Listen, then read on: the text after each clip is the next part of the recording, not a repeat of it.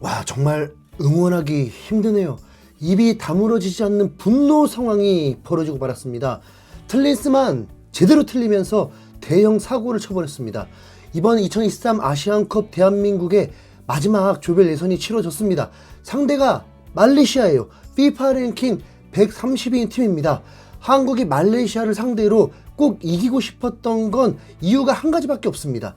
자존심이 너무 상해서입니다. 바레인전 실점, 요르단전 실점, 중동 국가들에게 압도적인 경기력이 나오지 못하면서 이미 불만이 많았던 상황이었죠. 그래서 그냥 퍼포먼스라도 필요했습니다. 이 경기가 말레이시아전이었고 말레이시아 현지 팬조차도 목표가 승리가 아니라 한 골 넣는 것이었습니다. 자존심 회복을 위한 조 1위 목표 때문에 클린스만은 무리 오브 무리한 결정을 해버립니다. 카타르, 이라크, 이란, 일본, 사우디, 심지어 태국까지 오로지 16강 이상을 위해서 풀 로테이션을 돌려버렸는데 한국도 사실상 우선 16강 확정인 상황이었습니다. 더 멀리 바라본다면 분명 그런 선택할 수도 있습니다. 물론 결과론이죠. 뭔가 꼼수를 부리는 것 자체가 최강 한국이라면 너무 비열하게 느껴질 수 있죠. 왜냐하면 하필 일본을 만나느냐 안 만나느냐가 걸려 있어서 자칫 일본 피한다가 될 수 있으니까요. 그래서 어차피 경기 결과는 알 수 없으니 최선을 다한다는 의미의 경기로 받아들였습니다. 선발 라인업이 나왔을 때도 그런가 보다 했습니다. 전반전에 폭격하고 후반에 선수들 다 교체하겠지. 손흥민, 이강인, 김민재, 이재성, 황인범, 조규성, 서령우까지 1, 2차전 선발로 뛰었던 선수들 그대로 출전했고 이기재 자리에 김태환, 정승현 자리에 김영권, 그리고 수비형 미드필더 박용우를 선발에서 제외했습니다. 뭐지?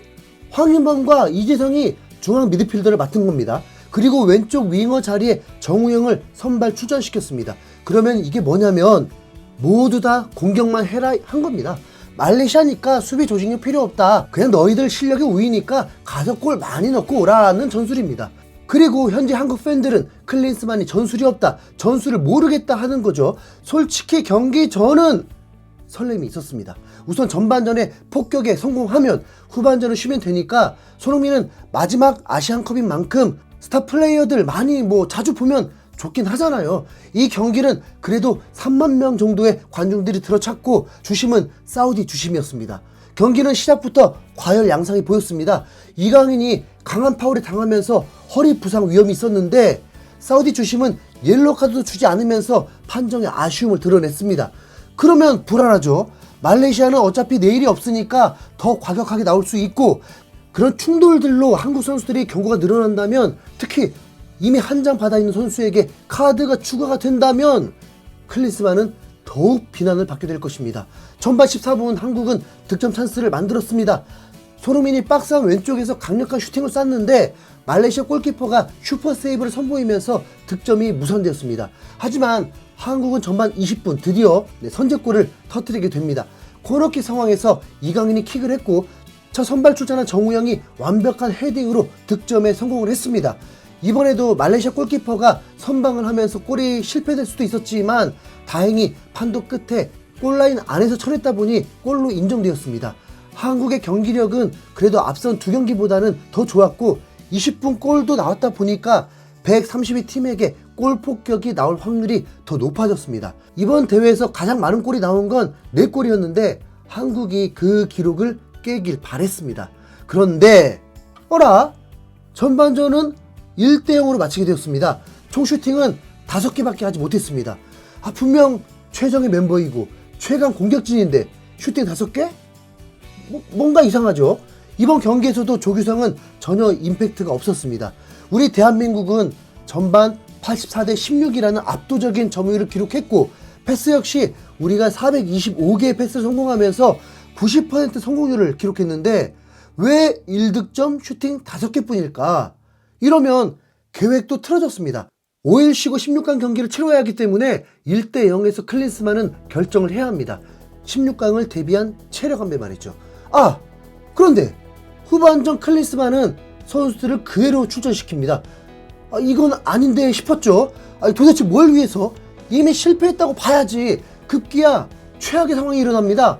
후반 시작 6분 만에 동점골을 허용한 것인데요. 후방에서 볼을 돌리는 대한민국 황인범이 그만 상대 선수에게 볼을 잃게 됐고 김민재가 끝까지 막아서려 노력했지만 결국 실점을 허용하면서 모든 이들을 충격에 빠뜨리고 말았습니다. 이 골은 말레이시아의 이번 대회 첫 번째 골이자 우리 대한민국이 3경기 연속 실점을 허용하게 되는 골이었습니다. 클린스만이 부임 후 했던 말이 그대로 되어지고 있습니다. 1대0보다 4대3이 좋다. 급기야 한국은 말레이시아에게 역전까지 당합니다. 후반 61분 말레이시아의 역습 상황에서 그만 설령우가 박스 안에 볼을 걷어낸다는 것이 상대 선수의 발목을 걷어차버리면서 상황이 발생했습니다. 말레이시아 선수는 VAR 봐달라면서 박스 안에서 일어날 생각을 안 했습니다. 그리고 느린 화면을 보니까 이상했습니다. 이미 사우디 주심은 말레이시아의 편 같은 느낌이어서 이변이 없는 한 PK를 부를 듯 보였습니다. 그래서 정말로 믿기지 않은 일이 벌어졌습니다. 후반 60여 분 만에 한국이 1대2로 밀리는 상황이 2경기 연속 일어나게 되었습니다. 역대 최강이라는 member가 월드컵이 아니라 아시안컵에서요. 이제 아시아 경기에는 FIFA 랭킹 의식하면 안 됩니다. 아시아도 이제 약팀이 사라지는 듯 보입니다. 우선 이 상황 자체가 미칠 것 같았습니다. 이 경기 한국이 이기고 지고의 문제가 아니라 132팀에게 이 실점을 했다는 건 충격 자체였으니까요. 한국은 이후 파상 공세를 하는데 선수들을 계속 교체를 했습니다. 하지만 손흥민, 이강인은 그대로 계속 뛰었습니다. 김민재도요. 이 무슨 결승전 같은 상황인가요? 한국은 말레이시아의 수비벽을 뚫지 못하면서 고전을 했습니다. 손흥민이 윙어로 나서면서 분명 공격은 더 살아났지만 골에 근접한 상황은 나오지 않았고 코너킥만 주구장창 만들었습니다. 그래서 해결사가 또 나섰습니다. 후반 83분 이메시가 직접 프리킥을 얻어냈고 그 먼 거리를 그대로 골로 성공시키면서 동점을 만들었습니다. 솔직히 어차피 질 거란 생각은 하지 않았습니다. 추가 시간도 많을 테니까요. 지지 않게 만들어준 이메시에게 정말 고맙고 제가 괜히 미안하더라고요. 한국은 2대2 동점으로 끝나도 조 2위가 될 상황이어서 선수들은 계속 집중하면서 말레이시아를 몰아붙였습니다. 추가 시간 4분에 오연계에 일어난 박스한 파울이 PK가 선언되었고 손흥민이 깔끔하게 성공시키면서 기어이 3대2로 만들어놨습니다. 중계진과 현장 팬들은 기뻐하는 모습이던데 이미 김센 상황이었습니다. 패배나 동점이나 역전이나 그냥 분노만 남아 있었습니다. 그리고 이제 이걸 어떻게 전하지 하는 순간 어라? 또 실점! 종료 휘슬 불기 직전에 역습을 당하면서 말레이시아에게 기어이 3번째 실점까지 해버립니다. 경기력이 확 올라가는 대한민국을 보고 싶었던 건데 모든 걸 잃어버린 말레이시아전이 되었습니다. 말레이시아는 축제가 되어버렸고 김판곤 감독은 영웅이 되어버렸습니다. 이게 무슨 상황인지 2조는 갑자기 1위가 바레인이 되어버렸고 한국이 2위, 요르단이 3위가 되는 희한한 결과가 나버렸습니다. 이거 뭐냐고요. 그리고 한국의 최종 상대는 사우디아라비아로 결정이 났습니다. 홈 분위기의 태국전에서 0대0 무승부를 거두면서 조 1위를 유지했고 그래서 한국으로 결정이 났습니다. 근데 솔직히 그렇습니다.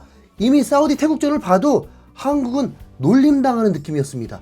시작은 둘 다 이기고 싶지 않다는 로테이션을 선택했습니다. 그런데 경기 내용을 보면 전혀 지고 싶어하는 느낌이 아니더라고요. 이기면 껄끄러운 상대인 한국을 만나는 건데 왜 이렇게 이기려고 애를 쓰는 건데 옵사이드 골이 4골이나 나왔고 사실 전반 11분 사우디가 페널티킥을 얻어내면서 경기를 끝낼 뻔했는데 선방에 막혀버렸습니다. 0대0이란 스코어가 누가 보면 한국을 피하기 위한 작전일 거라 생각할 수 있는데 전혀 아니었다는 거. 이제 한국은 누구도 해볼만 한 애 팀으로 전락했습니다. 과연 한국의 최종 결과는 어떻게 될까요? 혹시 포기했냐고요? 그럴 수는 없죠. 한국이 자존심 상한 거 말고는 달라진 건 없습니다. 어린이 장난도 아니고 감정 따위가 아니라 더 냉정하게 임하면서 스텝 바이 스텝 해야죠. 대한민국 선수들 정신 차려라. 안 끝났다. 자, 해보자. 이제부턴 손흥정님 말씀 새기자. 이 세계 벽 절대 안 높아. 할 수 있어. 이상 흰수염고래였습니다. 감사합니다.